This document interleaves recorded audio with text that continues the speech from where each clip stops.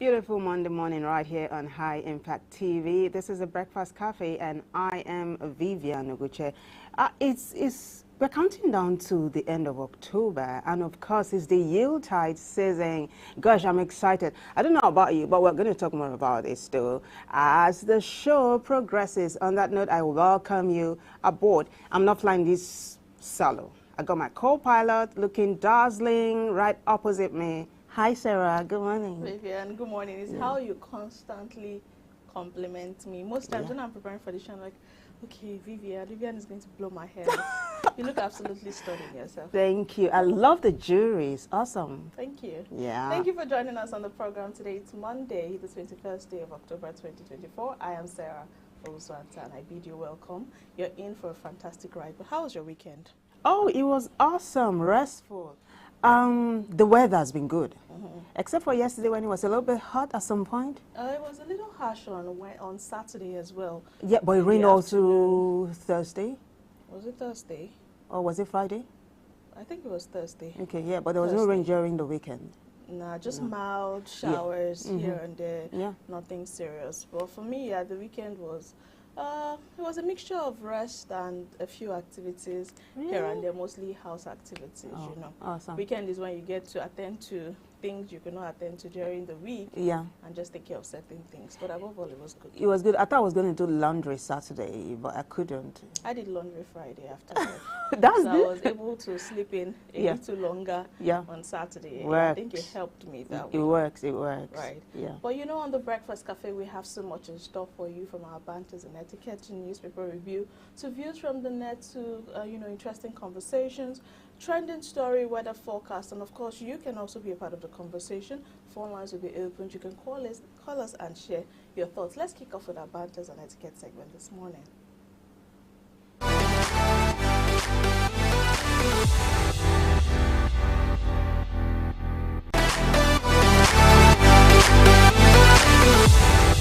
Welcome to our banter and etiquette segment this morning. Today we'll be talking about something very pertinent. We've talked about this a while ago, but it's important to state it again. We're talking about gift giving etiquette. You know, a lot of people feel like, it's just for me to give gifts. No. There's nothing. But it's important to know that there are certain things that also guide gift giving. Now, gift giving etiquette varies across cultures and occasions, but there are some general principles and practices that can guide how to give and receive gifts respectfully. Here's a detailed look at the key aspects of gift giving etiquette. The first one is to know the occasion. Now, occasions call for different types of gifts. For example, birthdays, weddings, anniversaries, housewarmings, or holidays often have their own set of expectations. Formal occasions like weddings or graduations is typically expected to bring a gift, whereas for casual gatherings, bringing something might be appreciated, but not always required. Let me ask you, Sarah, so if you were going to have a bridal shower, what kind of gift would you love to have? Well, if I was going to have a bridal shower, what kind of gift would I love to receive? Or to receive? Okay, that's me being the bride. You being the bride. Lingerie. You didn't have to say that. Yeah. I think that's getting cliche. I think it's getting cliche. Yeah, most bridal showers, the bride already expects that her friends would, you know, put that together. But maybe more of gadgets that can be used for the house. Dishwashers, microwave, washing machine, blender. It's also important to note what the person needs. It's okay to add a laundry if you want to. You know. I would like that. That spices things up. Absolutely. You know? But basically, a house, a car, you know. Yeah, I like it, right? Yeah, well, you got number 2. You want to continue with that? Yeah, also you need to consider the recipient's preferences. This means that think about what the recipient likes or needs. A thoughtful gift shows that you care and that you've paid attention to their taste. I always say this. Now, avoid overly personal gifts unless you have a close relationship with the recipient. For example, avoid giving clothing or perfume unless you're certain of their preferences. Very, very true. It is important. We also have avoid over-gifting. While generosity is appreciated, giving a gift that is too expensive can make the recipient feel uncomfortable, especially if they cannot reciprocate. I don't know about this though. Yeah, over-gifting. I just think it's... Would a plane or a jet be like an over-gifting? It depends on your relationship first off with the Yeah. person. You need to pay attention to that. Absolutely. Now, it is important to match the level of the gift to the occasion and the nature of your relationship, just like Sarah said. For instance, a small token may be appropriate for a colleague, while a more personal gift could be given to a close friend or family member. Very true. Number 5, wrap the gift thoughtfully. Wrapping a gift or using a gift bag makes the presentation more thoughtful. It shows that effort was put into the gift, even if the wrapping is simple. Now, different cultures have different beliefs about colors and wrapping styles. So do yourself some good to check it out if you are unsure. I think Sarah's got number 6 here.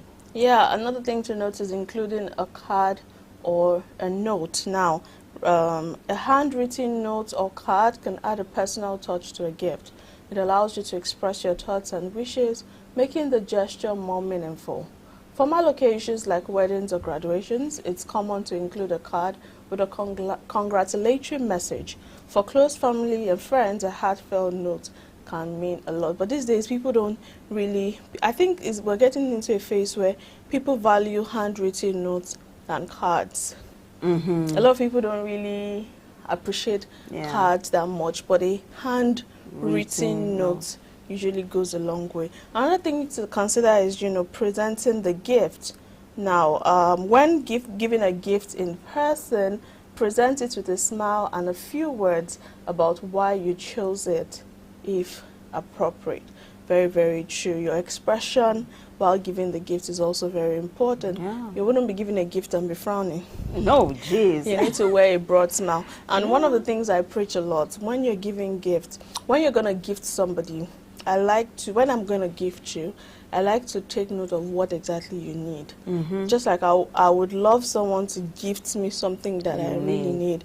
It doesn't mean that it's not every time you might know the person's needs, but sometimes it's just good to pay attention. People drop these things in tiny details during conversations, especially if you're close to the person, and then you might be able to pick one or two things here and there. Yeah, but above all, as much as it's beautiful to give gifts, I would like to also state that the recipient also has a responsibility to show appreciation. How do you do that? You say, do a thank you note or something? Well, do they will still do that, thank you notes? You don't necessarily... I know people that are not so big on thank yous. They appreciate it though, but saying thank you or showing how much they really value it is a big deal. They appreciate you, they appreciate your body language does a lot. And then when someone gives you gifts, that's the time to say, oh, you should have gotten me this instead. No, gosh. No, that's a no-no. Yeah, it's just, it throw the kill person the off. mood. Yeah, absolutely. And, you could also do, in this age of, WhatsApp messages, social media, you could go on Facebook, or you could just say a thank you via WhatsApp or something. And then, like I said, your body language is key. And mind what you say in response to receiving a gift. It is essential. Well, this has been a wholesome conversation, Sarah, wouldn't you say? Right, absolutely. So time for us to take a break. When we come back, we'll take a look at the national dailies. Stay with us.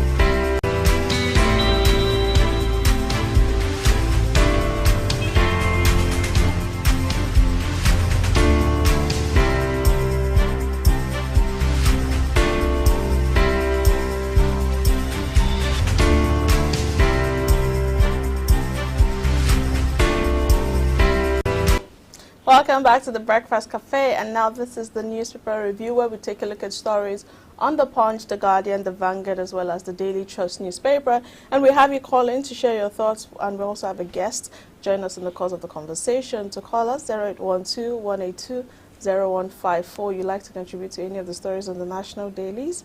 Do well to call in. Let's kick off this morning with the Vanguard newspaper. And what does it have for us? It has this major read. Federal government's zero-duty food import policy faces fresh hurdles. You ask yourself, what does not even face fresh hurdle in this economy that we are in? Everything is always facing fresh hurdles. That's become a slang, you know, in this economy.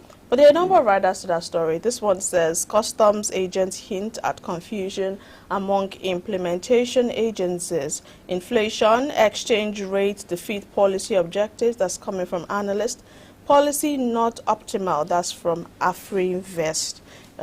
You get all the details on page 21, Vanguard newspaper this morning. Beneath that, there's a pictorial representation of what happened yesterday. Now, yesterday was the 4th memorial of the hashtag #EndSARS protest, where that happened on the 20th of October 2020.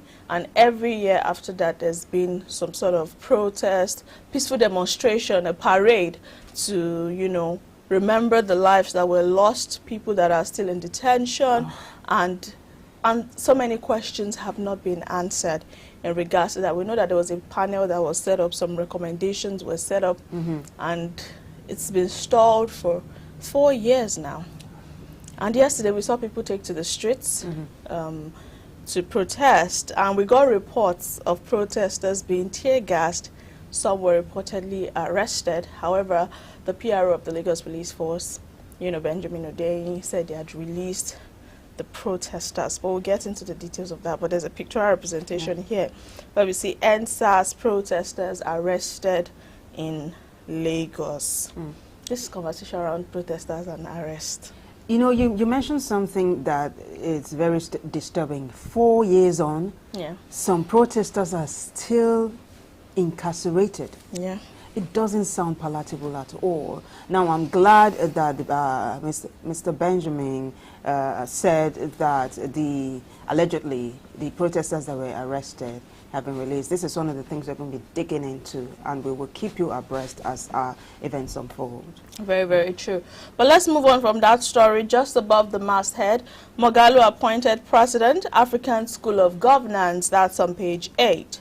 CSO's kick as police arrest and disperse hashtag #EndSARS memorial protesters.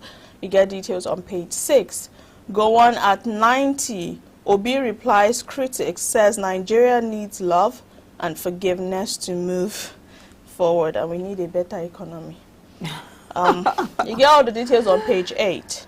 Moving on from that story, scores killed in Anambra Rivers cult clashes as 4 were killed, including policeman in Edo attack. That's on page 6. There's this one that says DSS replaces Tinubu CSO Fasasi with Rashid Lawal. We saw that story yesterday where the Department of State Service replaced Adegboyega Fasasi as the Chief Security Officer to the President Bola Ahmed Tinubu, and he has been replaced. People had a lot of questions, and the army had to come out to debunk some conversations going around it. But that's it on that story. You get all the details on page 13. National Assembly proposes reintroduction of 5% excise duty on telecoms and betting services. This stirred some waters yesterday. I was having a conversation with someone yesterday when I saw the headline. I was like, 5%? To what end exactly? We're probably going to be paying taxes on virtually everything now. Very soon, to breathe, you pay tax. It's unfortunate. It is unfortunate. I don't know, just like you said, to what end? Oh, gosh. But that's on page 9. Beneath that story, Serap to Tinubu, stop weaponizing security agencies against Nigerians. Get all the details on page 10, Vanguard newspaper. And lastly, sports page 36, Libyan wants Libya punished for Super Eagles maltreatment. I like the play on words. Libyan wants Libya punished. For Super Eagles maltreatment, and we'll see how that turns out. That's on Sports Page 36. But that wraps it up for the Vanguard newspaper this morning. All right, I got the Daily Trust. The major headline is about the CNG, and it says commercial drivers, others task government on infrastructure, refueling stations.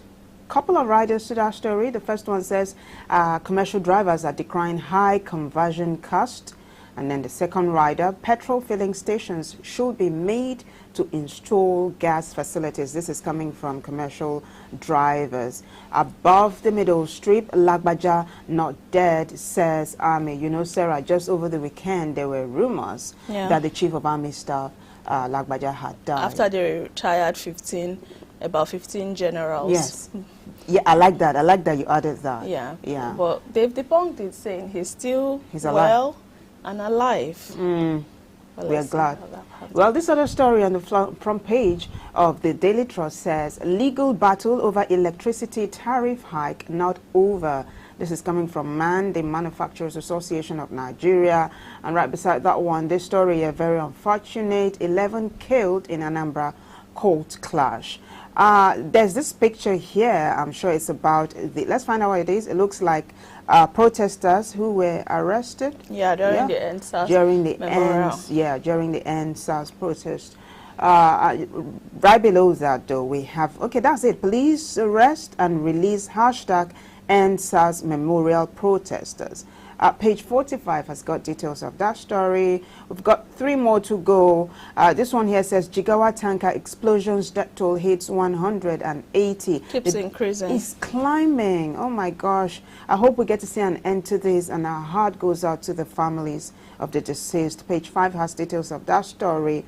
This one here says DSS replaces Tinubu's chief security officer. Sarah talked about that. Last but not least, Taj Bank pays second dividend. People smiling to the bank. And that wraps it up for us on the front page of the Daily Trust. Don't forget that you can be a part of the conversation. 0812-182-015 first number to call. Do well to call in, contribute to any of the stories on the national dailies, or you like to bring us up to speed with any situation at all. We're here to take your calls. Now, we're moving to the Punch newspaper. I like the major caption on the Punch newspaper. The Punch greets us with this major headline. Greed collapses 105 times in 10 years, despite $1.4 billion loans. Just last week, the grid collapsed 3 times. Yeah, in 1 week. In 1 week. We saw it collapse on Monday evening, and apparently it was fixed, and then it collapsed again on Tuesday. It was fixed, and then on Saturday, was it Saturday? Yeah. Yes, on Saturday at about 8:15 a.m., we saw the grid collapse again, but it was fixed, and people restored power to homes and all of that. And it's disturbing because this year alone, I've lost count of the number of times we've had reports that the national grid has collapsed. Now, based on this, it has collapsed over 105 times in the space of 10 years. We're talking about $1.4 billion loans. So these loans that we're getting, what is it being used for? Exactly. Is it not supposed to be used to fix these things, these technicalities that could amount to the grid collapsing? Why do we still have a frequent situation like this coming up? Exactly. This calls for investigation, right? An in-depth investigation, especially considering the fact that there's been talks of obsolete equipment that need to be replaced. So what has this money been done with? Who is in charge? We must begin to get answers for so many of these questions that Sarah and lots of Nigerians have been asking. Right, but there are 2 riders to the story, though. The first one says, government fails to access additional $2.96 billion World Bank approved electricity infrastructure loans. Wait, so government fails to access, meaning they had the opportunity but ended up not getting it? We already have $1.4 billion loan already. But the second rider says, Buhari records 93 grid collapses, Tinubu 12. Incessant grid collapse worries NERC as well as consumers. So President Tinubu, in the space of 16 months or thereabout, has recorded 12. While President Tinubu Buhari recorded 93 cases. That's in 8 years. So let's see how many more we still have to go I'm in hoping, this administration. No, I'm hoping there will be no more. Let's hope this I is won't be surprised if I get home today and I'm like, what's happening? There's no power. Just check the news. Grid has collapsed again. It's starting to seem like a national anthem. That's not nice. But you get details of that story on page 2, Punch newspaper. Just above that, talking about the Ondo governorship poll, Ganduje APC governors woo aggrieved aspirants for Ayedatiwa. That's on page 21. INEC rejects PDP's request for state rec redeployment. That's on page 21 as well. We're gearing up for the Ondo gubernatorial polls. We hope that it will be free, fair, credible, and violence-free. And we do hope that there will be no voter apathy. People need to come vote so you elect and not select leaders. Yeah, right. But away from that, we have a pictorial representation of the former president of the country, Olusegun Obasanjo, and he says, current insecurity worse than during my government. That's like pointing the finger at President Tinubu. That's a page 8 read. Beside that story, petrol marketers import 123 million litres, continue talks with Dangote. At this point, I don't even know where we are at in this conversation about NNPCL, Dangote, independent marketers, Dangote. It's like we're just being tossed here and there because, first off, Dangote, NNPCL lifted for how many weeks back from Dangote? And the conversation then was, oh, they've not fixed a price. Are we saying that that fuel has not been circulated already, or it has not been sold to independent marketers? What is happening? And then later we saw that independent marketers bought fuel for at 995 naira per litre. So much discrepancies here and there. And honestly, people are losing interest in this conversation. People are adapting, are adjusting it's crazy. To the current reality. It's mind-boggling because at some point NNPC said it wasn't the middleman anymore, no mediator between Dangote and the marketers. But marketers came out to say just last week that the NNPCL is still the sole buyer of Dangote oil. So fingers crossed to see how this pans out. Right, but beside that, Army debunks Chief of Army Staff death rumors, retires 15 generals. That's on page 45. Moving on from that story, hashtag EndSARS Memorial, Amnesty activists tackle police over protesters' harassment. That's on page 45. Super Eagles striker Boniface survives car crash in Germany. But he's fine, you know. And we're glad. We're glad that he's fine. That's on page 46. Foreign investors dump 355 billion naira stocks over forex crisis. That's on page 37. Canada-based nurse, 2 businessmen stabbed for drug trafficking. Nabbed, I beg your pardon. Canada-based nurse, 2 businessmen nabbed for drug trafficking. That's on page 5. And lastly, Oyan Dam sacks Ogun, Lagos communities as flood water rises. That's on pages 6 and 45. And that wraps it up on the front page of the Punch newspaper this morning. So I've got the Guardian, and I can promise you it is packed. Major headline here says federal government's budgets in logjam as multiple appropriations seek attention. Page 6 has details of that story, and then you have the picture of the major players here on the front page of the Guardian. Below that you have the story, hashtag EndSARS is a subtitle, major headline, 4 years after Amnesty International sounds alarm over continued abuses. We also have this one, only urgent NEC will avert implosion. PDP ex-official members warn. Also, how Buhari reversed Nigeria's 16-year economic gains by World Bank. Gosh, this is huge. This is so huge. You know, when former President Olusegun Obasanjo was on board, he cleared most of the debts the country owed. But the World Bank is actually pointing fingers at former President Muhammadu Buhari to say, hey, you turned it back, all back, 16 years. of gains. I wonder how he's going to react to this. We'll probably keep our fingers crossed. Probably tomorrow we'll have him say something. But this other story here says security heightens over IPOB's sit-at-home order. That's also on the front page of The Guardian. Page 8 has details of that story. We have this one here. It's about the minimum wage, and it says defaulting states may face industrial unrest in November. That's page 4 has details of that. Sarah is chuckling. Let's find out why. Well, it's just funny. I wonder how they want to go about it. They've not done anything about it before now. A lot of states are still owing. Yeah. You know, so all of a sudden they want to implement something. How? How do you want to go about it? You know, when it was 30,000, 26 state governors couldn't pay. Talking about 70,000. Rivers State, just as Lagos State approved 85,000 naira as minimum wage.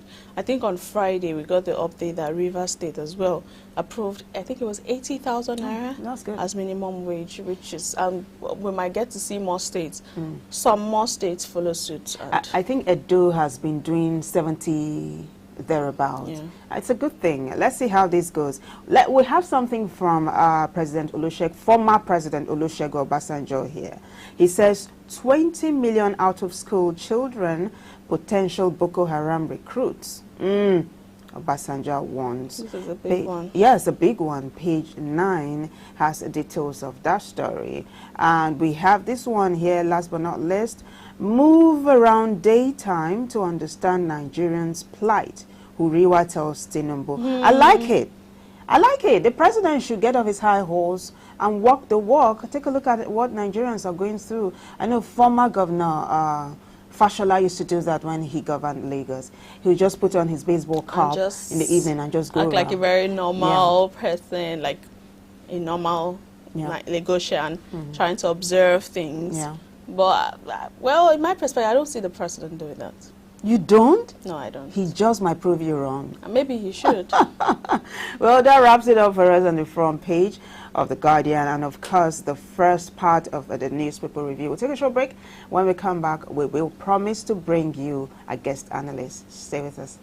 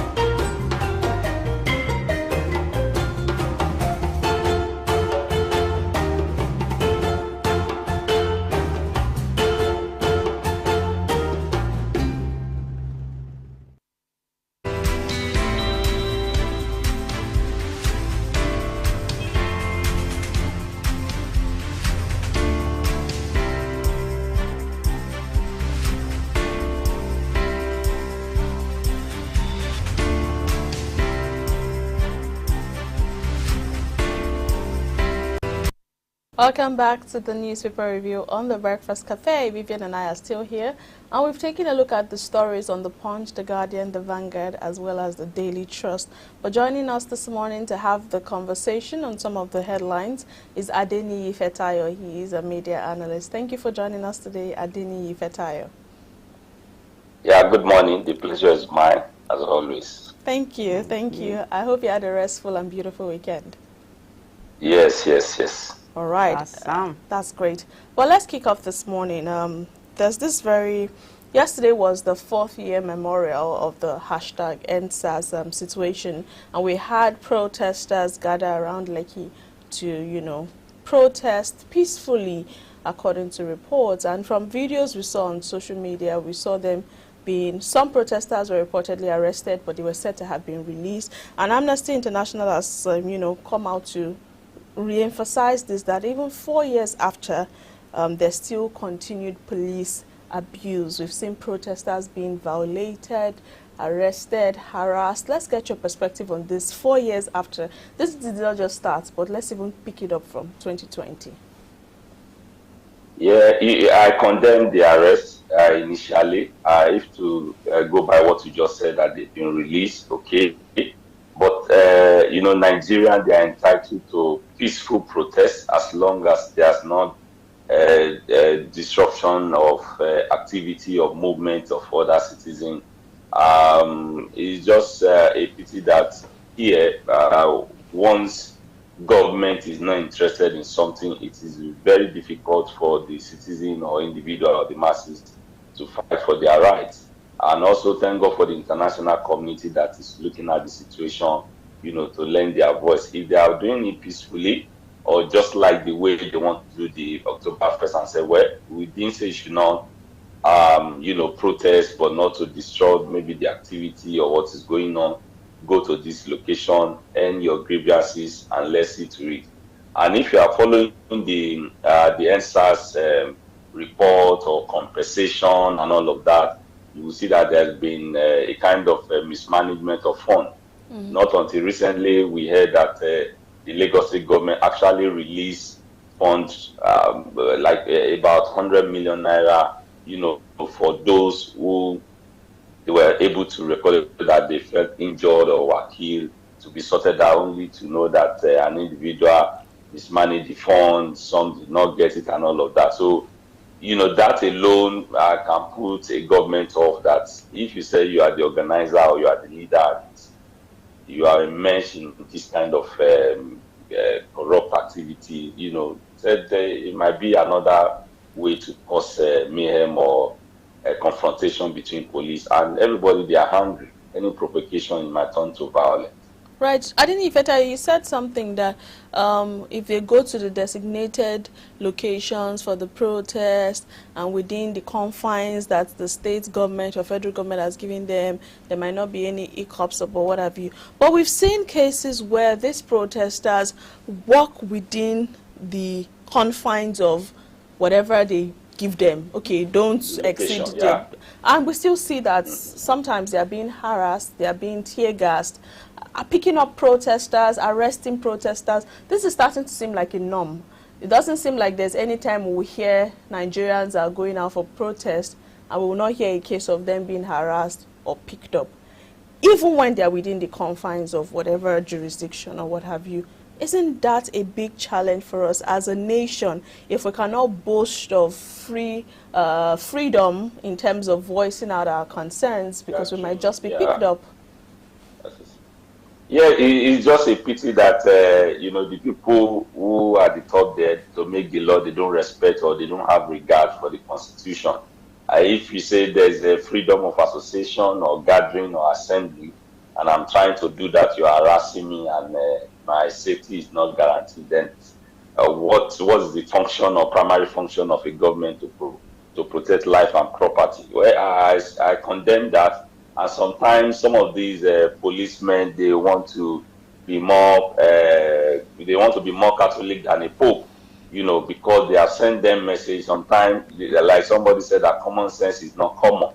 Even if they ask you because of the past experiences, please be guided in doing this, but they will just take the law into their hand because nobody could fight them because they are wearing Nigerian uniform. So it's just a pity, and I sympathize with those who are being arrested, but our government, they need to sit up, and this is one of the reasons that our people should write this down. When it comes to the election, if the government has been favorable, you show them the support. If they are against what they stood for, then you use your vote to, chase them out or to vote them out, so to say, and don't be compromised because of 10,000 or 20,000. Sorry, just before Vivian comes in, you said use your vote to chase them out.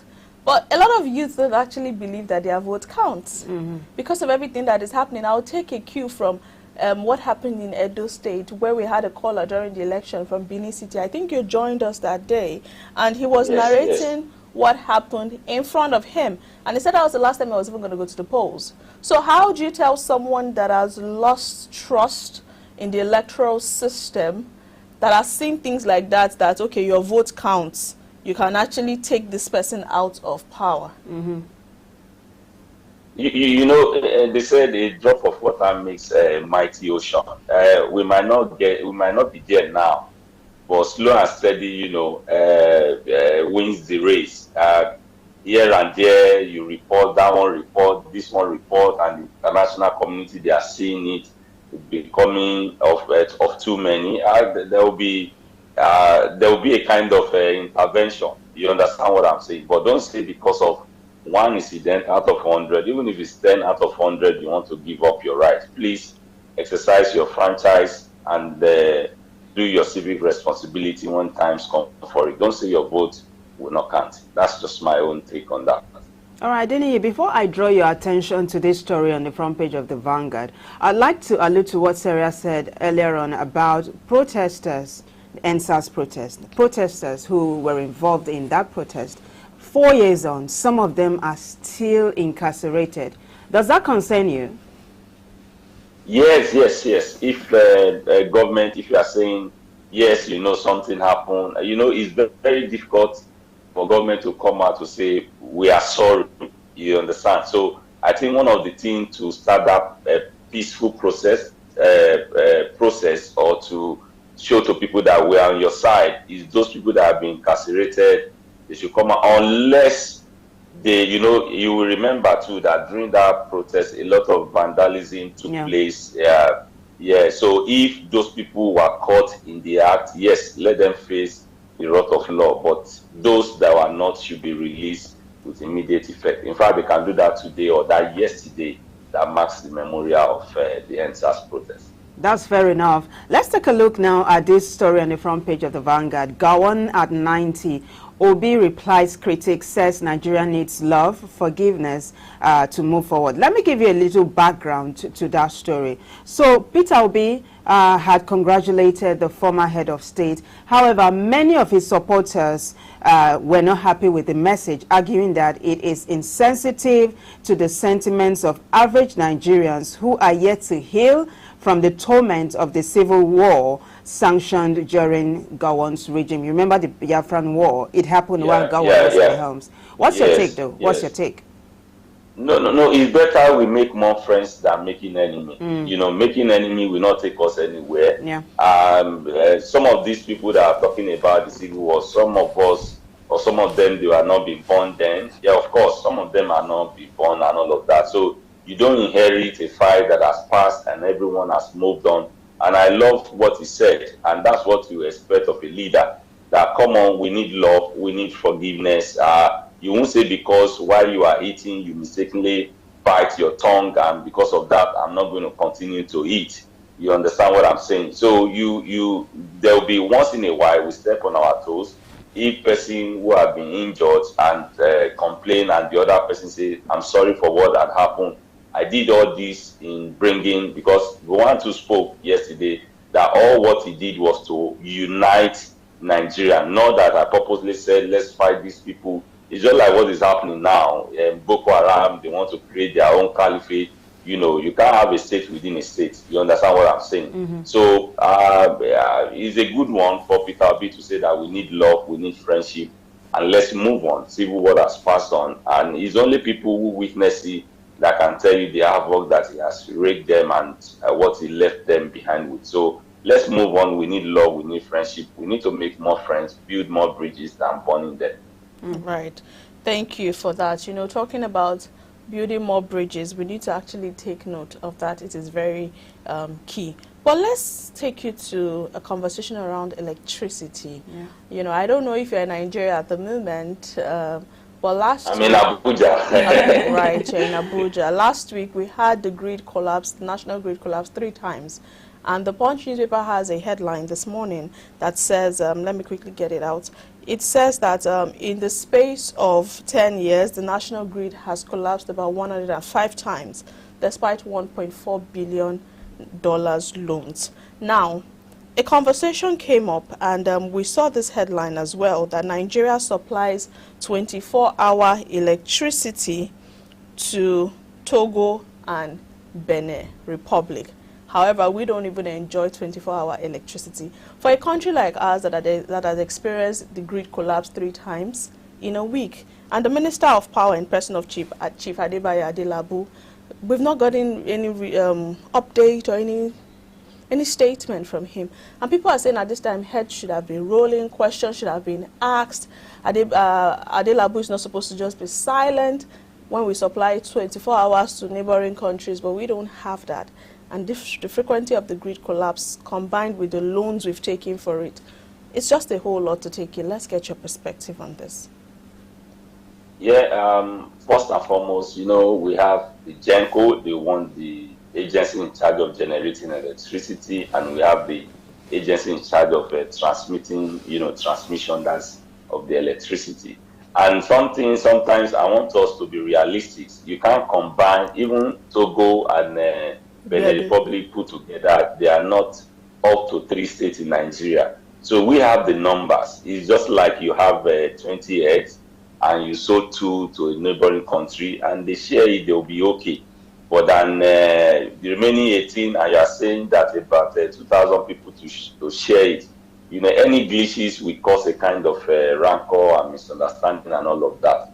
So that being said, and the world is a global community. No nation can stand alone, or can become an island. You need the services. There are some services they render to us that we do not have. So we are just, and whatever, another thing is management. Whatever you sold to them, they know how to manage their own distribution. They don't waste electricity. What's it called? Prepaid meter works effectively in those nations because they are small. They were able to manage it. But in Nigeria, even to get a prepaid meter is a tug of war.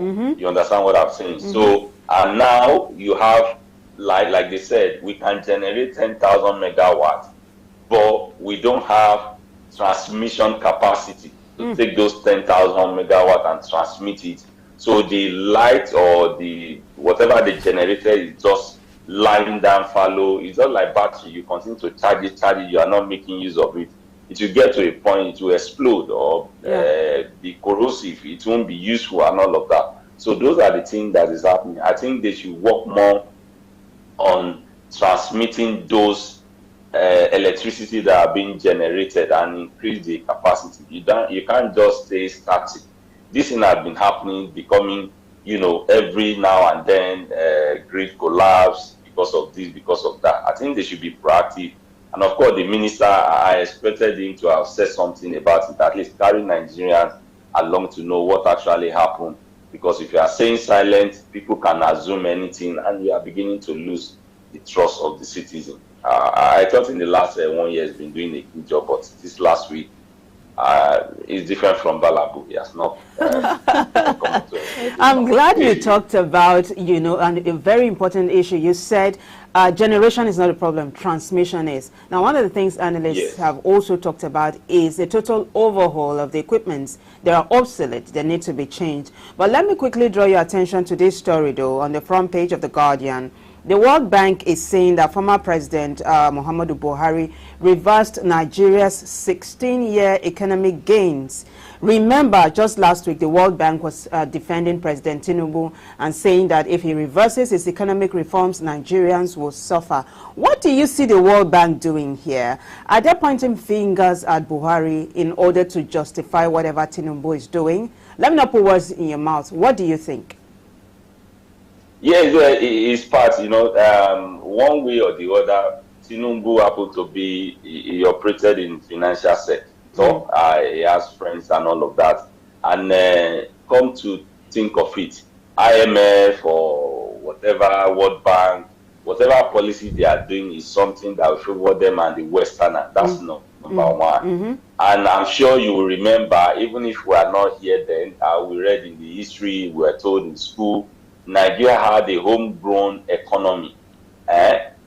Since independence, we have, what's it called, Granite Pyramid in the north, rubber plantation in southwest, cocoa house in Ibadan, and all of that, regional development. And then it was ₦1 to $1. In fact, I had, I think one of the Green Eagle player in those days, that when he traveled, it was, I think, $1 to whether 89 kobo. As in Naira was powerful because it was a grown economy. But now they said, let's do structural adjustment program. And one of our former head of state, military head of state, Babangida, that, got into the vision because they want to have foreign reserve and all of that. And we are paying for it today. Even if you reverse it, we will still pay for it. Even if you flow the Naira, we will still pay for it. As long as, whatever they can do to keep us coming, especially developing nation. I wish Nigeria would take a cue from Morocco, who they said in the last 30 years, and the last 20 years, so to say, their money, their currency still remain the same exchange rate with dollar. Why? Because they don't have foreign reserve. Whatever thing you want to come and do in Morocco, you bring your money, you change their Naira there. You change to their currency. Not that they will be transacting. It's just a pity that it's only in Nigeria you are buying crude oil and all of that within local community that they will be using dollar, the money that's not your currency. So I think is whatever IMF is saying, everything is just in their favor and to keep us dependent. You understand what I mean? Yes, we got our independence, but we are still depend on international community to survive, to run our economy. You can't, whatever that is obtainable in UK might not be practically obtainable in Nigeria. So that's just what I have to say about it. Whatever IMF is doing is to favor them, to keep us coming back to them. Just like I said, we are independent but dependent on those international institutions. Right. Just before we wrap up the conversation with you this morning, Adeni Fetayo, let's talk about minimum wage for a bit. There's been the 70,000 naira was signed into law a couple weeks back, and there's been a lot of conversations around it. Last week, we saw the Lagos State government approve 85,000 naira as minimum wage. We also saw Rivers State approve, I think, 80,000 naira as minimum wage. And this morning, the Guardian newspaper has a headline that says, minimum wage, defaulting states may face industrial unrest in November. We've had states that were defaulting, a lot of states, even when it was 30,000 naira, and it didn't seem like anything was done. Vivian and I had this conversation on Friday, where is it that what kind of punishment, in quote, will be meted out to states that default, and now they've come out to say they may face industrial unrest in November. Let's get your thoughts on this. I've said it in this forum many times that, like we say, that all fingers are not equal. You don't expect me that in 20 naira to be paying somebody 30 naira. You understand what I'm saying? I think these things should be categorized, since you know that all these things comes to, what would I call it, based on what you earn, based on your allocation and internally generated revenue. And of course, you have some projects or infrastructure development where you need to put your finger what you need to do.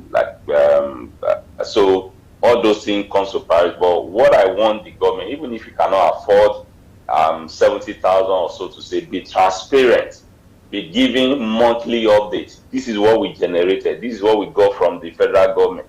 This is what is going to infrastructure. This what's it called, construction company has collected so XYZ amount of money to do this project. When you carry the citizen along, when you carry your state along, they will know that based on the integrity, in fact, they will be the one defending you and talking to these people. But if everything is being done in secrecy, that is when you will hear that there's going to be industrial action taken against those states. So the state government, if you are defaulting or you are listening, do want to be transparent. Let's know what comes in. Let's know what projects you are doing. And let's know the one that need to be blocked. But because I stand to be corrected, a few of them have feeding agendas, so it will be very difficult for them to be transparent with whatever resources that come into the state or that the state generated, to be claiming that they can't pay such funds. And some of them, if they should block some hole, I think they can afford it as well. That's very well said. Let me quickly draw your attention to the major headline on the front page of the Vanguard. It says federal government's zero-duty food import policy faces fresh hurdles. But I want you to focus on this rider here. It's coming from analysts, and it says inflation exchange rate has defeated the policy objectives. What's your take? Yeah, you know what I think in a layman language, when you talk about inflation, when there's an increase in inflation, what government and especially the banking institution or finance institution is to do what is to increase when there's too much money in circulation, as it were, is to reduce the lending rate, you know, to make sure that people, I'm sorry, to increase the lending rate. Yes. When there's too much money in the circulation. And if there's no people are groaning, there's no money, there's nothing, then that is when you will increase, you know, the resources or the money that you release to the people and minimize whatever the percentage or the commission. But in Nigeria, like they said, whatever goes up hardly come down. So there's no how you can juxtapose those two things. And comes to our forest exchange, you know, it's not been stable. So it will be very, very difficult for them, you know, to stay on a particular percentage to make sure that the inflation is mitigated against. But we just hope our government we do the needful, even call those banks to order, because how, as a businessman, you collect a loan to run some certain project and you are paying back 23%, 27%. I had gotten a loan from bank that I pay almost 27%, you know, back. But that's what it is. They say you need money to make money. Right. But it's very tough. It's very difficult for the business environment in Nigeria. Right. That's a very wonderful place to land this morning. It's been a delight speaking with you, Adeniyi Fetayo. Thank you so much for joining us and for sharing your thoughts with us today. Thank you. The pleasure is mine. Enjoy the rest of your Monday. Okay. Right. That was quite an insightful one. I like that we're able to touch on a number of headlines with Adeniyi Fetayo and, you know, tap into his wealth of knowledge on these conversations. But that wraps it up on the newspaper review segment this morning. We'll take a break. When we're back, we'll go straight into our views from the net. Just stay around. We'll be right back.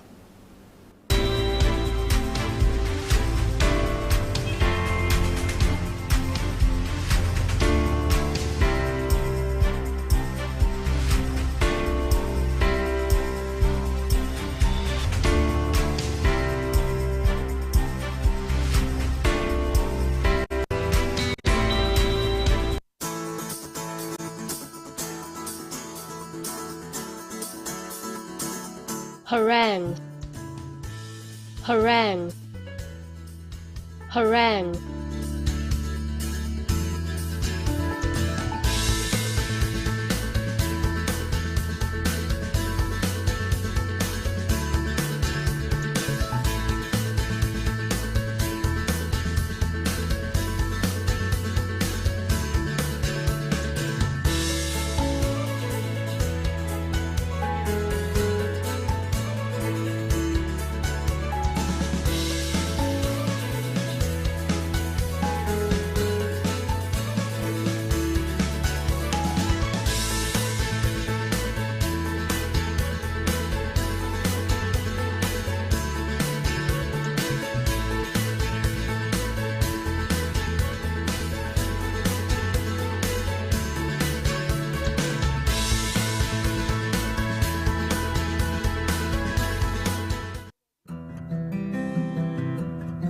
As a child, what is most important to you is love, warmth, acceptance, and security. But as you grow, there is a paradigm shift in the way you approach life. The interest you lose in some things, you peak in other things. Sometimes, the road is smooth. Other times, it is rough. Every step of the way comes with a new hurdle to scale. You win some, You lose some. You laugh hard. You cry hard. But at the end, you look back with a fulfilling smile and say, what a ride. High Impact Television equips you with what you need every step of the way. Do you know bad production can kill a great content idea? Do you want to have a photo shoot, audio production, or do you need a professional voiceover artist? Do you simply want unmatched cinematography, video production, or just event coverage, such as weddings, birthdays, or burials? Or do you need a space for meetings or conferences? All these are possible with High Impact Studios. Don't bring down your creativity, let's help you take it high. And out of this world with our state-of-the-art equipment and first-class studio space. We give you the quality you deserve at the best rate. For more details, call 0706 393 5694 or 0915 958 1881. High Impact Studios, the future.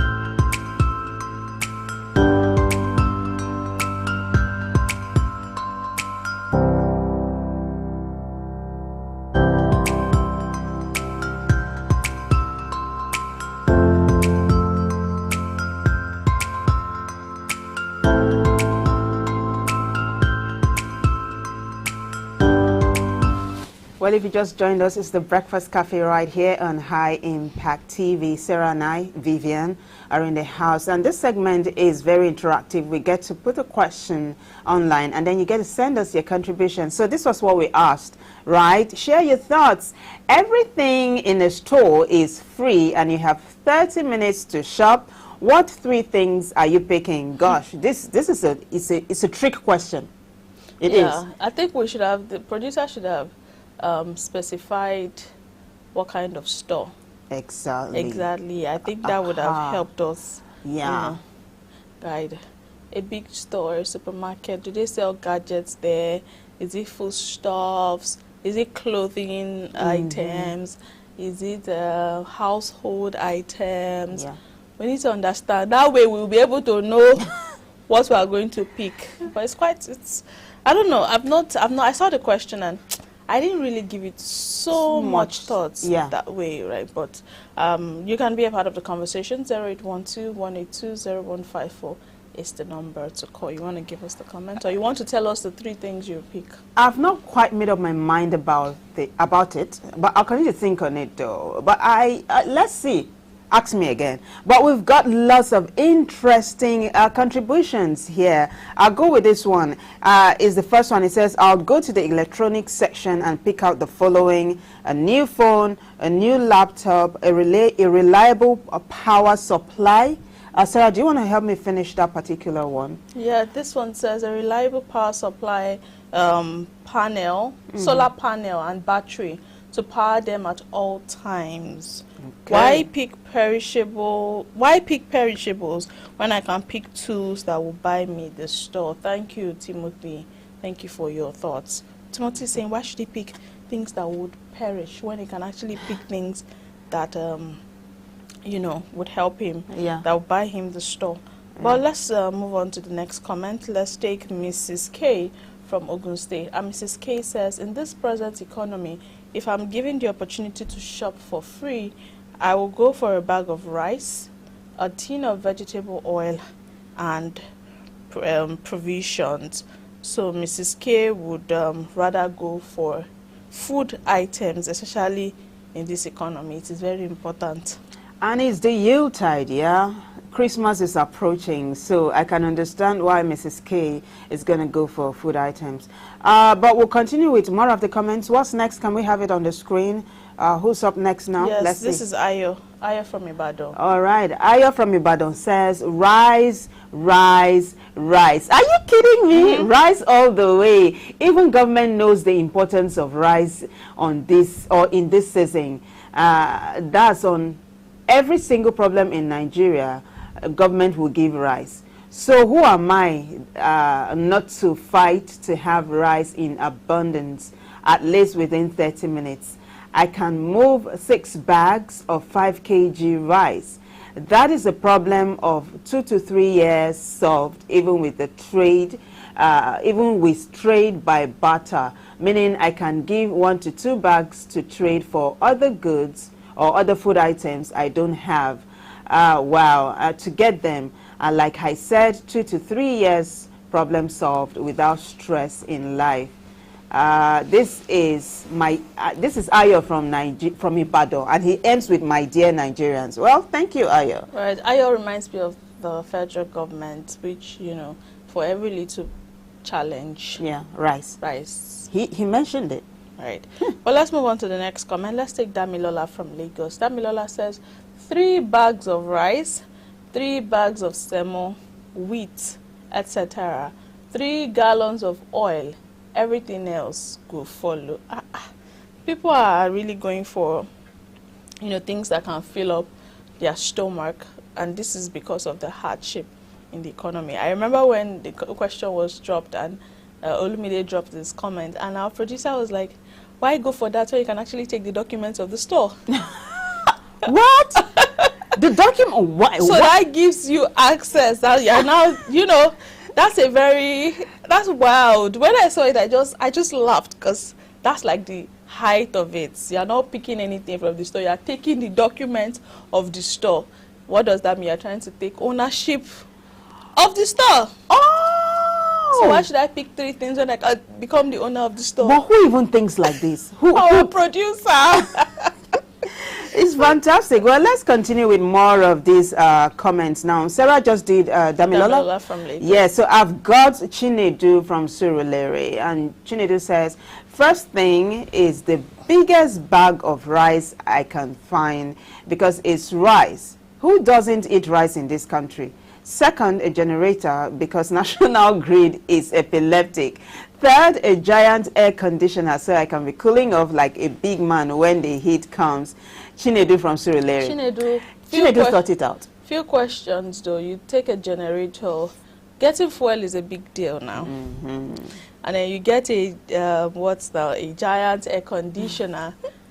Are you on band A? If you are on band A, you understand that even to make use of your air conditioner now, you have to calculate it is rationed. Yeah. If it is not very necessary, you will not put it on. So if you're taking these things, you also need to consider if at the end of the day you carry a generator and you cannot even buy fuel because of the economy, you might end up selling it at the end of the day. Yeah. But So, did you notice that Chinedu said the first thing he's going to pick is a bag of rice? yes. So it means the federal government really knows what it's doing when it gives bags of rice for every People single are problem. just used to it. People are just used to it. That's it. Right. But let's take Zainab from Agigi. Zainab said, first, I'll grab the latest iPhone because I need to show my village people that my life has upgraded. Second, I'll carry the most expensive gold jewelry I see. No time for darling. Third, a suitcase, because where would I put all these things when I finish shopping?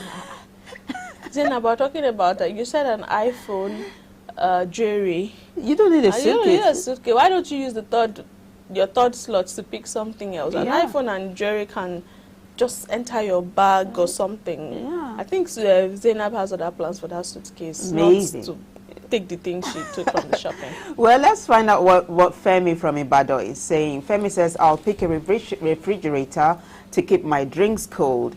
This heat is not friendly.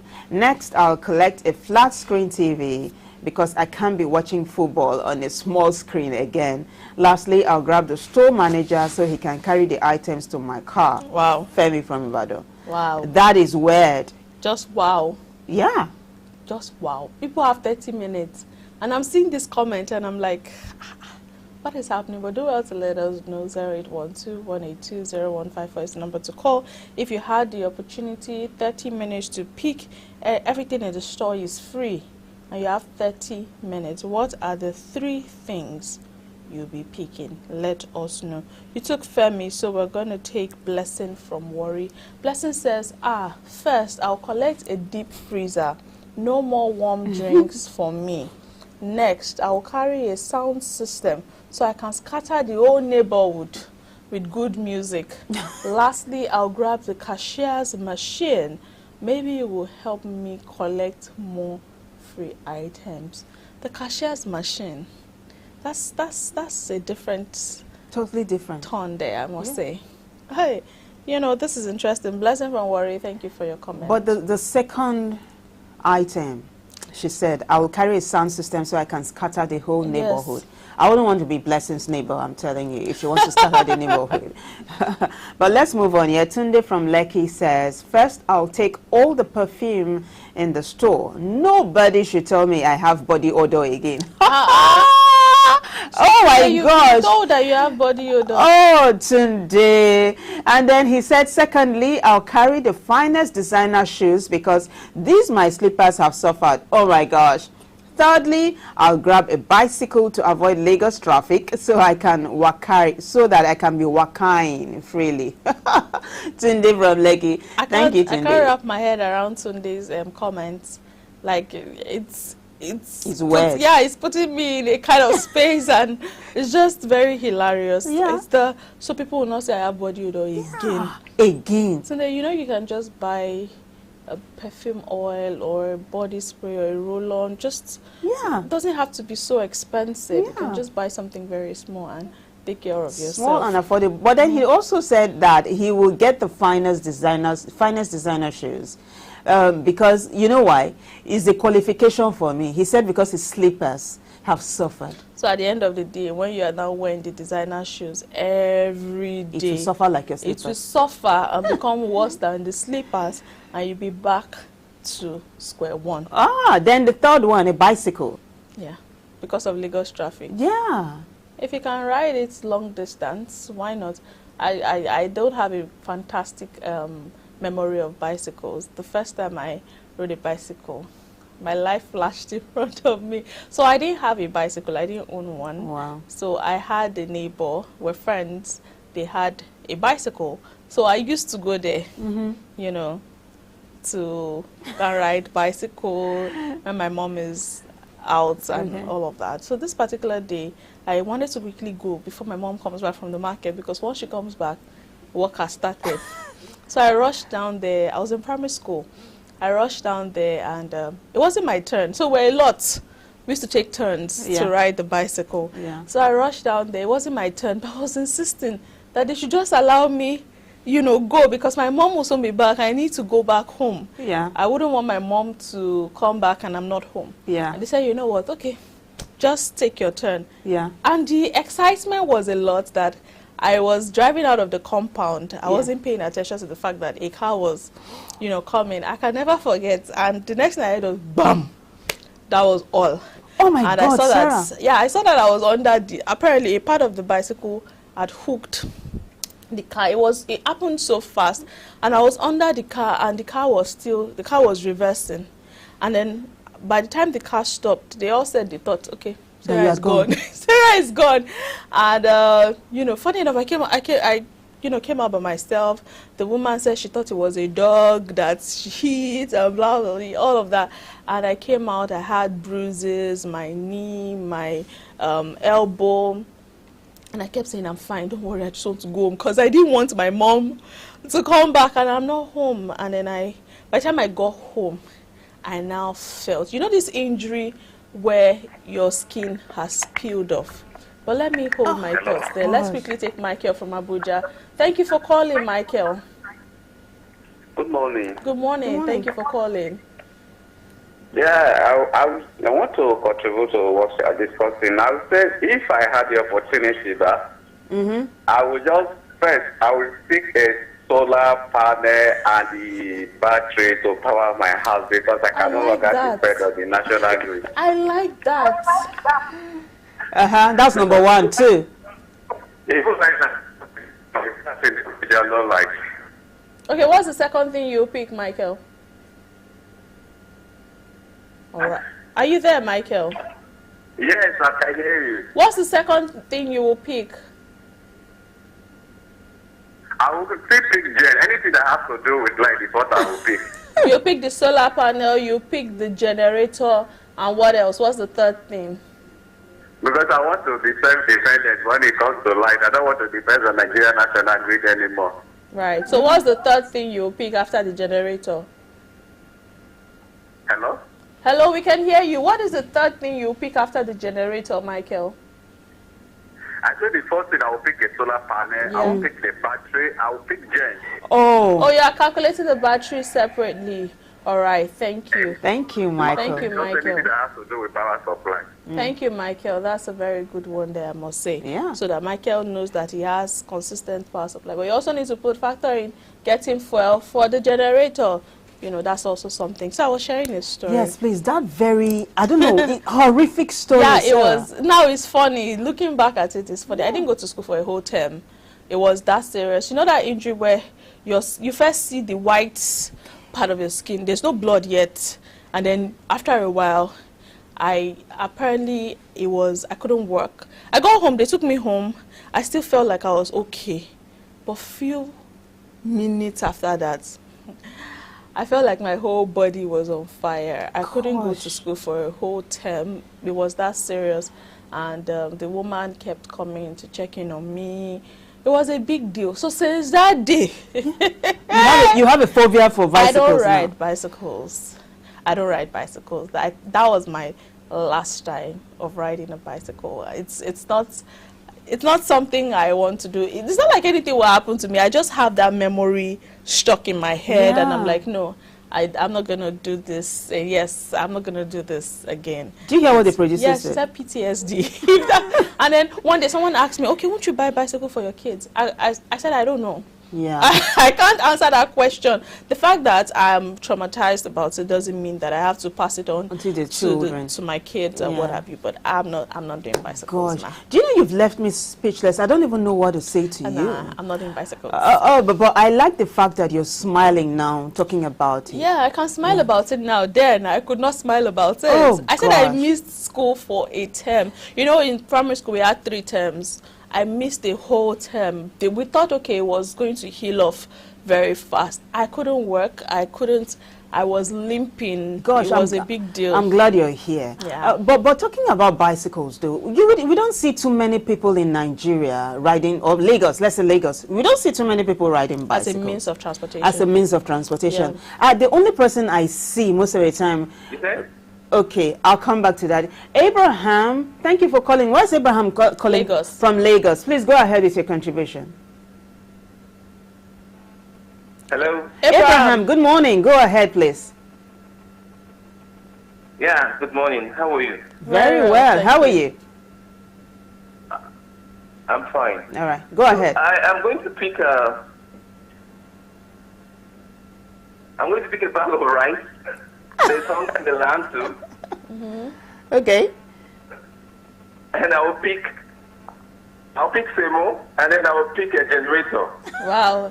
Bag of rice, Semo, and generator. So satisfy your stomach and also sort out electricity challenges. That's a good one. It's a good one. Thank you, Abraham, for calling. We appreciate it. Quite a couple of people have chosen generator. Yeah, but the majority takes the cake, rice. Rice is topping the chart. Number one. Yeah. I think we should keep that in mind. So I was going to say the one person I see who rides a bicycle anytime I see him is our colleague here, George. He has a bicycle, Yeah. and he rides this all the time. Yeah, you know, but in Lagos, one of the things that is that we see a lot is delivery companies. Some of them make use of bicycles. Oh, really? Yes, for delivery. And some individuals, like you stated, George, Yeah. has a bicycle. He has a bicycle, You know, yeah. and if you go to other climes, bicycle is a normal thing. They have their own track. Yeah. They have, if I could use the word parking lots, where you park your bicycle, you lock it, you have a key, and you hold it. It's a normal means of transportation. But In not fact, the Netherlands has the highest number of bicycles per capita. Yeah, so- And then it was also said that China is the country that produces the most number of bicycles. So it's just in Nigeria and some other Right. parts that, you know, we don't have this culture. But let's move on with the contributions. Yes, yeah? let's take Musa from Jos. Musa says, Omo, I'll grab all the noodle packs they have. No more cooking stress. Then I'll pick a PlayStation 5 so I can finally beat my friends in FIFA. Finally, I'll pack all the bottled water. No more buying pure water in this heat. Musa, the bottled water will finish. Oh. It will finish. The noodles will finish. But did you note that Musa is the first person that talked about noodles? Yeah. Yeah, Musa must really like noodles. Yeah, He said absolutely. he'll pack all the noodles. So I've got Ngozi from Enugu. Ngozi says, I'll collect a washing machine because these my hands have suffered washing clothes. Next, I'll grab the biggest mattress in the store so I can finally sleep like a king. And last, I'll take a blender. No more pounding yam with my hands. Ngozi from Enugu. Thank you, Ngozi, for your contribution. Yeah. But let's take Ade from Akure. Ade says, my first pick will be the most expensive wristwatch in the store. So they will know I'm not playing in this life. Show off, it's serious. Second, I'll carry all the bags of sugar I see because sugar is scarce and this is an investment. Third, a power bank because my phone must not die when I'm flexing. I can't wrap my head around all these comments. No, I like the power bank parts. And I also like the part about sugar. Sarah, do you know that sugar is gold now? Well, I don't know because I've not, but the last time I bought sugar was months ago. Okay, so I can tell you because I buy sugar all the time. Sugar is gold. Nah, I've not bought sugar in a long So time. I know why where Adi is coming from. Well, let's quickly take a look at Rukayat from Ilorin. That's in Kwara State. Rukayat says, I'll first pack all the suya spice. They don't joke with that one in my house. Then I'll grab a microwave so I can be heating food anyhow. Finally, I'll take a big sofa. I'm tired of sitting on wooden chairs at home. Wow. Rukayat from Ilorin. Thank you. Thank you. The last comment here is Emeka from Onitsha. Emeka says, first I'll pick the generator. I need that constant light. Then I'll collect all the canned drinks and biscuits. When visitors come, they'll think I'm living large. Lastly, I'll take the store's clock so I can remind myself that my time has come. Now that is something. It's weird. He will take the store's clock so he can remind himself that his time has come. And then he said he will pack all the canned drinks and biscuits. So he now made a statement, when his visitors come, they will think he's living large. So do you want them to think you're living large or you actually want to live large and comfortably? So when the canned drinks and biscuit finishes, What happens? what happens? You know, I understand the place of, okay, the economy is hard, you know, people are hungry, but at the end of the day, when it finishes, What what happens? is left? Would you say, oh, I had 30 minutes and I just misused this opportunity? Right. But thank you for sending in your comment and thank you for calling us, Michael and Abraham. We appreciate your call. We'll take a very quick break now. When we're back, the show continues to stay with us.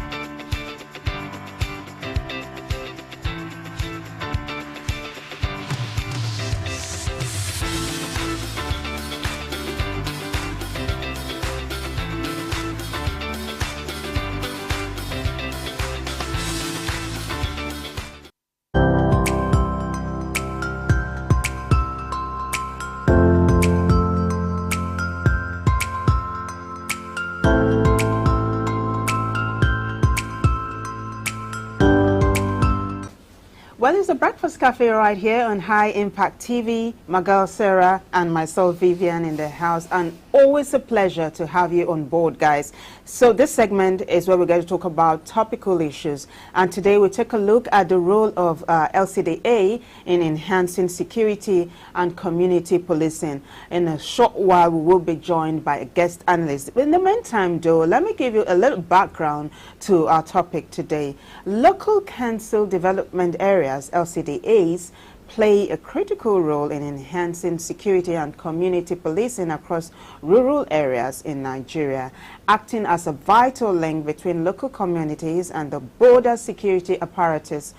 Due to the vastness of rural regions and the limited reach of federal and state security forces, LCDAs are uniquely positioned to address localized security issues such as banditry, communal conflicts, and cattle rustling. Now, Sarah, one of the things I'm going to be asking our guest analyst when he comes on board is, if this is the case, why do we have such a rampant case of banditry in Nigeria right now? You know, they talked about cattle rustling. I'm trying to get that part where you are at. Banditry, communal conflict, cattle rustling. You know this time where they always say this herders are clashing, herders and farmer clashes. These are things that we need to get answers to. And that is why it's so important for us to have a discussion such as we are having right now. Now, the LCDAs can foster community policing by organizing neighborhood watch groups, supporting vigilante operations, and providing a platform for local residents to report crimes and suspicious activities. Now, the LCDA's proximity to grassroots communities allowed them to quickly identify emerging threats and coordinate with state police and other security agencies for timely responses. Additionally, they can help in building trust between communities and formal law enforcement through regular town hall meetings, sensitization programs, and initiatives that promote the active participation of youths and traditional leaders in maintaining peace. Now, this collaborative approach is essential for creating safer rural areas, which in turn can contribute to national stability and economic development. So in a short while, we'll be joined by Ademola Maxwell. He is the Vice Chairman, Transition Committee, Ondo Southwest LCDA. But Sarah, in the meantime, though, have you felt the presence of your LCDA in any way, though? Me? No. I wouldn't say I have, because there have been a lot of issues or challenges that my LCDA faces, and one of them is flooding. Flooding is one of them. When it rains very heavily, we have some places that are flooded. You know, people get stranded. My car, you know, sometime in, I think, June, July, there was a period where there was heavy rain, and it affected my car because water got into it and all of that. So these are areas that you ask yourself, okay, what is the local government chairman doing about this? That's like the closest person to the people before we start to go to the state government or whatever. You start with your local government. Is your local government chairman even staying in that local government? However, there are some times where we see the LCDAs, the local government chairman, you know, put out some initiatives, roll out some initiatives that benefits people. I know my local government area, there's an initiative they do for students where they give out some forms, GC forms, JAM forms, and all of that to students and what have you. That's okay, that is noted, but they also need to understand that there are other underlying challenges that people in that area face, and they need to address it. Absolutely. Now, one of the ways they can keep things together is by organizing town hall meetings. And it is something I don't really see. In fact, I've never been part of one. I've never been invited to any. I don't know about you. If you're invited, would you go? Yes, I will. That's nice. That's impressive. It's good to see that there are people that are still very concerned and interested in local government development. But that's what a lot of people say. We've had analysts say we focus on presidential elections, governorship elections, which is good. But if we start to also pay attention to the people that are elected into local government offices, those are the people that are closest to us, it would also help us. Absolutely. How many of them know about how many of them live in their community? How many of them can feel the heat that people in their community are feeling? How many of them, you know, get the funds that are given to them? How many of them actually utilize it for the purpose of why it's actually being disbursed? These are valid questions you're asking, and we do hope that Honorable Maxwell is able to join us very soon so that we can run this by him. Oh, okay, he's here. Right, Sarah, would you want to do the honors? Yes, thank you so much for joining us. Okay, we'll definitely have him join us very shortly. Absolutely. Now, one of the things also that LCDA facilitates is community policing by organizing neighborhood watch and groups, neighborhood watch groups and vigilante groups. Yeah, talking about the vigilante, I can say that, yes, that's something that is very prominent in my area, my local government area. Once it's around 12 a.m., 12 midnight, you start to hear them blow their whistles and all of that. They have like past streets, they have a way they do it. So you hear their whistles sometimes if they need to fire the ammunition in the air, not to scare you, but to scare the criminals away. And then even before I moved to this area, where I was before, it was very prominent. That's it. Once it's 11 p.m. over there, you hear their whistles. They have a knife that they usually, you know, use to scrape the walls. Once you hear that, you already know. Okay, they call them Olode. Olode, that's like vigilante and what have you. You know that they are around and they are doing their best to protect the community. And most times when you're leaving the house like 5 a.m., sometimes when I'm driving to the office at 5:30 to 6, I see at least one of them with their local gun and everything. You know, he's probably just done with his job and going back to rest and what have you. Yeah, we appreciate all the effort they put into securing neighborhoods. It is essential. You know, when this time you just mentioned 5:30 to 6 a.m., it's always quite deserted. So when you see the vigilantes moving around, it sort of calms you, yeah? Yeah, because a lot of things can happen within that period.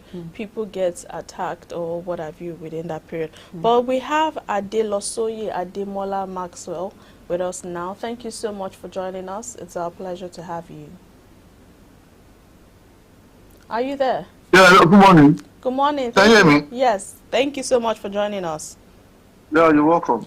All right, this morning we're discussing the role of LCDA in enhancing security and community policing. And Vivian and I have taken a brief read. But let's kick off this morning. What are the primary security challenges that are facing rural areas across Nigeria? And how are the LCDAs helping to address these challenges?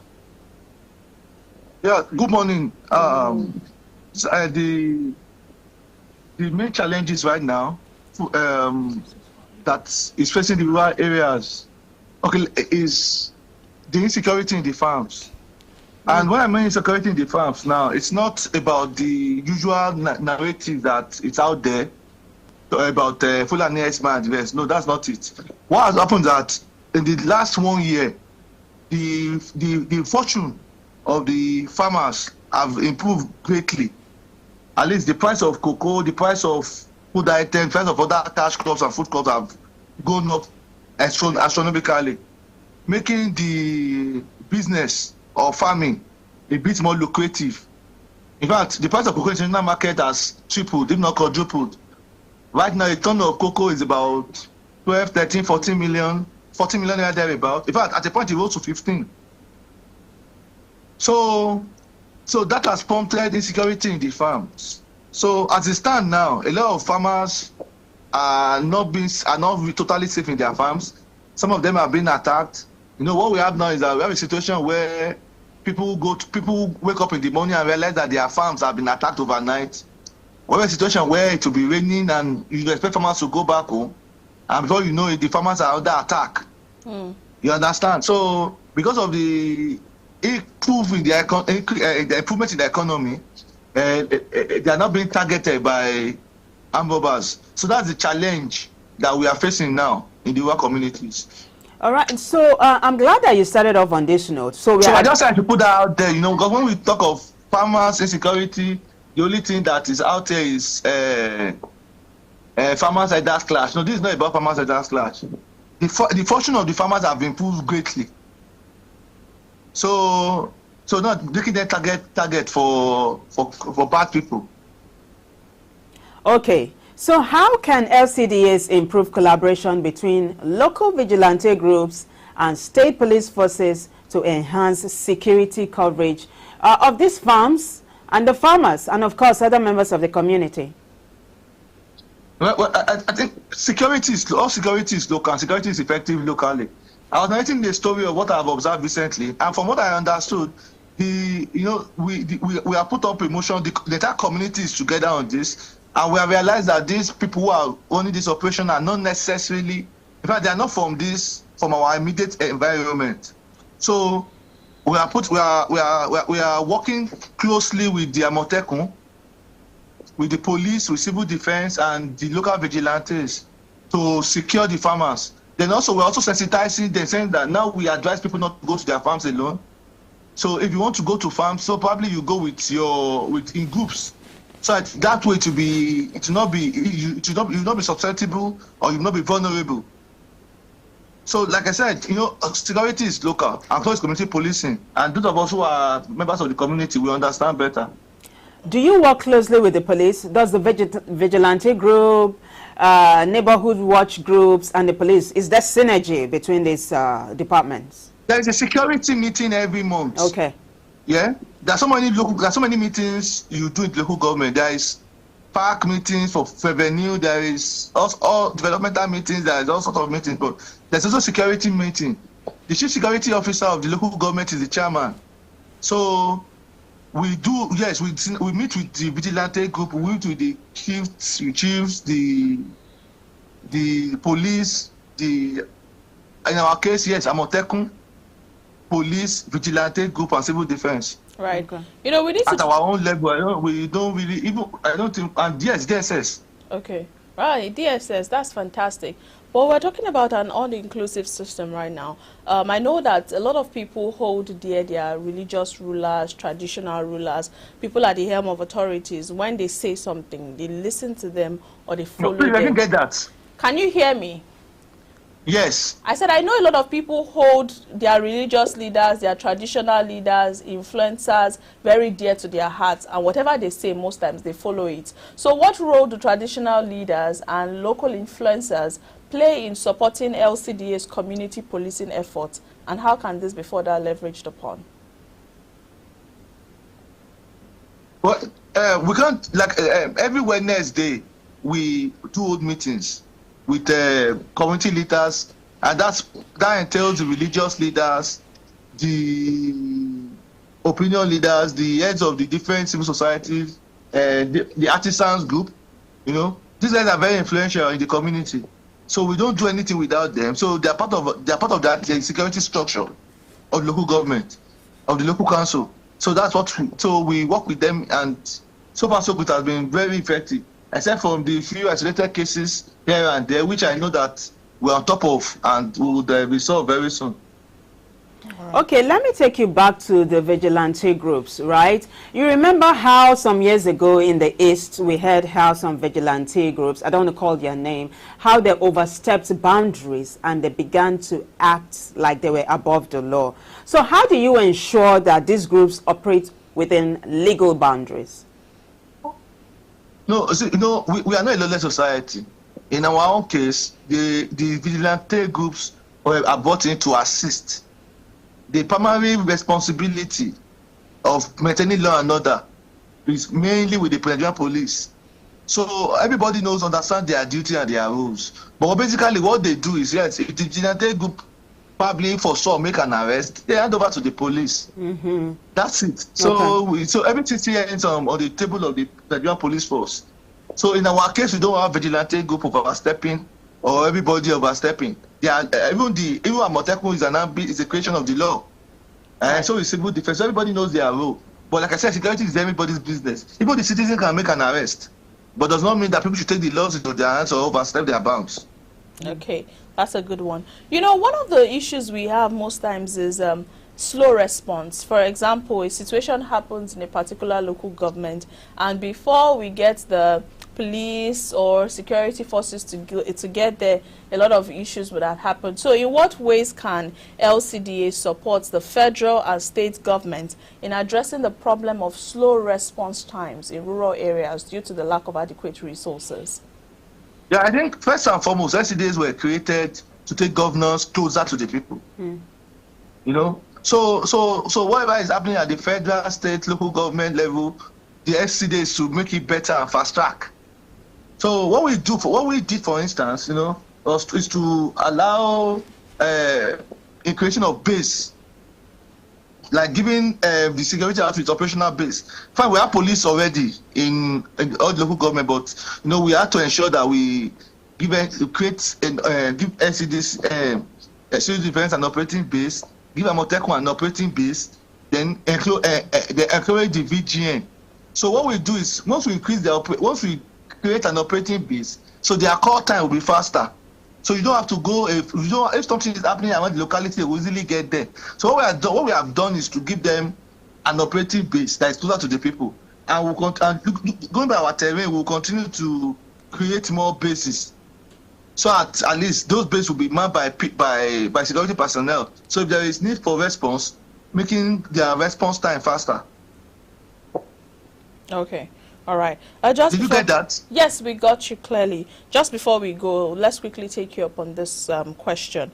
We're talking about inclusion now. What role can LCDAs play to engage the youths and women in rural areas to participate in community safety programs and contribute to lasting peace?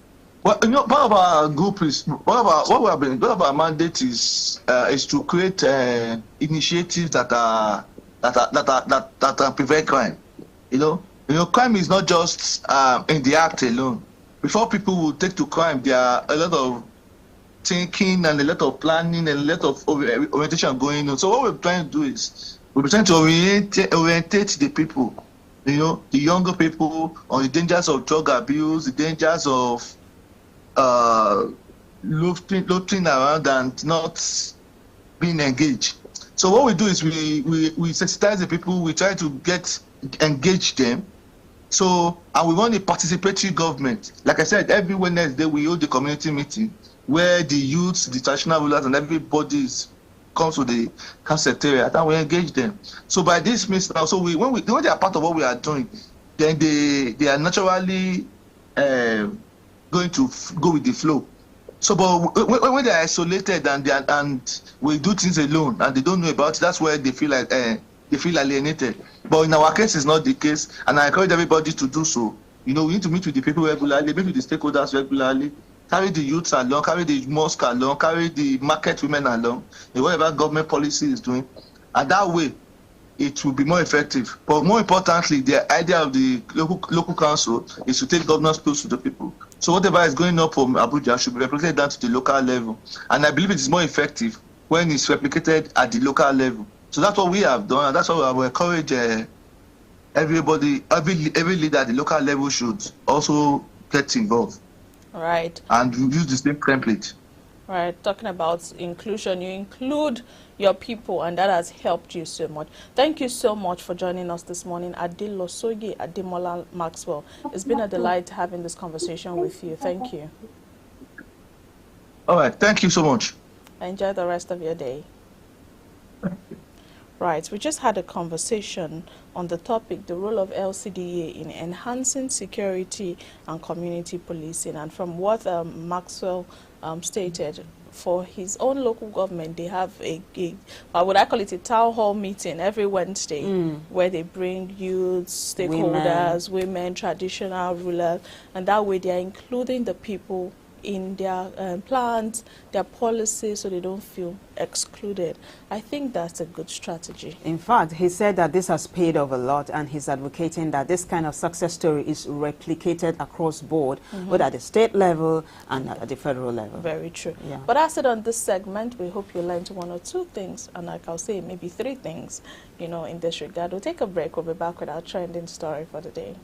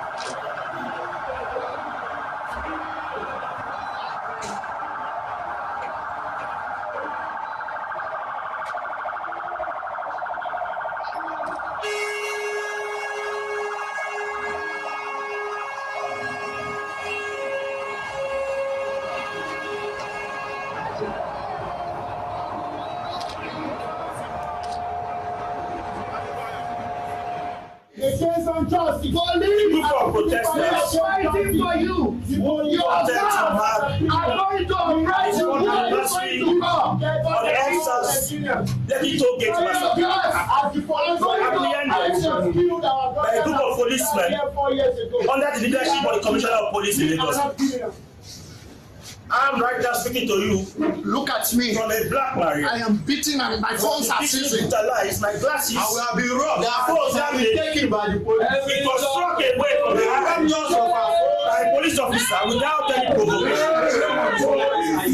We're asking here today, when the right to commemorate the dead has become illegal criminalized in this country, we're staying here to mark the passing of brothers and sisters who were brutally killed 4 years ago and they left it open. We're asking international media and members of the public globally to prevail on the Nigerian government Tinubu regime to stop further attacks of protesters in Nigeria. We are never going to give up our right to continue to demand a and an end to all that policy that have made our way for continue.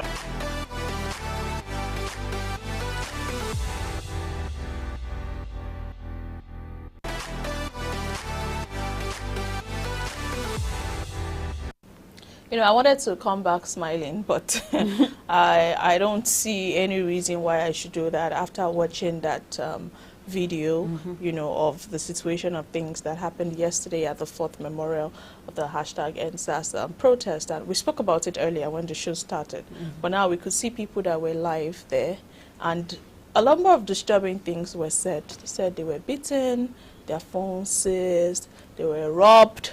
Because on one of the papers, I saw that one of the protesters, after he was freed, said he had about 25,000 naira in his wallet. But after he was freed, he saw 9,500 naira in his wallet. These are concerning issues. Now, at what stage what exactly warrants the picking up of protesters if the protest is not violent? Now, are there certain boundaries that they crossed? Now, we saw it there that the CP stated that they've all been freed. The PRO, I beg your pardon, Benjamin Hundeyin stated that they've all been freed, that the CP Olariwaju Shola was on ground at the SCID to ensure that all the protesters were freed. Why were they picked up in the first place? Exactly. What was their offense? Did they do something wrong? Did they go out of the confined areas or what have you? So many questions, and it begs the question of the fact that people cannot express their fundamental rights freely anymore. But guess what? Even with all the arrests, the beatings and everything, people still come out to protest. People did. People would have felt like with what happened on the 1st of October and in August, you know, maybe we should just sit back a bit. People actually still came out to air their voice. It takes a lot of courage to come out and protest in a climate like we have in Nigeria. We also saw the activist Hassan Soweto, and he was talking. But isn't it interesting that they were free to film and make their... In the Black Maria. Yeah, in the Black Maria. It was interesting to me, really. Right, but let's take some comments. Let's take some comments. Yeah. This is Stan Alieke, and Stan says, 4 years later, and some EndSARS protesters who were arrested and detained since October 2020 are still in detention. I've met some of them and I've arranged and got some of them released, while some are in there over some trumped up charges. Some, their families have forgotten about them. If you give birth to a child that period, the child is 4 years old already. The child can talk, the child can walk, the child has started school. You know, when he said some of them, their families have forgotten them, because some of they don't even know what's up with them. They don't know if their children are still alive or not. And this is disturbing, because if you're charging them with something, okay, this is what you're charging them with. Not just keeping them in detention 4 solid years. It's unfortunate. But let's take some more comments. We have a few more comments. Yeah, this is King Kope. One day, just one day, Nigerians are patient people. But when they lose the patience, even dying will look like a gift. Make una continue. That's a threat, and it must be taken seriously. In fact, the House of Representatives just last week asked the federal government to make sure that Nigerians don't bust, because it's a ticking time bomb right now. Right. But we've got more comments here. This is Onye. Onye says, at King, what now? At King Opay? Yeah, he's responding to that comment. At King Opay, this is a deep and pure. Oh, this is deep and pure. Yeah, it's true. David Nazia says that at King Opay, bro, Nigerians are the most enduring and preserving people, or persevering people. That's our strength, but then it's beginning to look like that's our weakness. Yeah, Sarah? They say Nigerians can adapt and adjust to any situation, but they always say that there's just a limit to how much people can take. Yeah.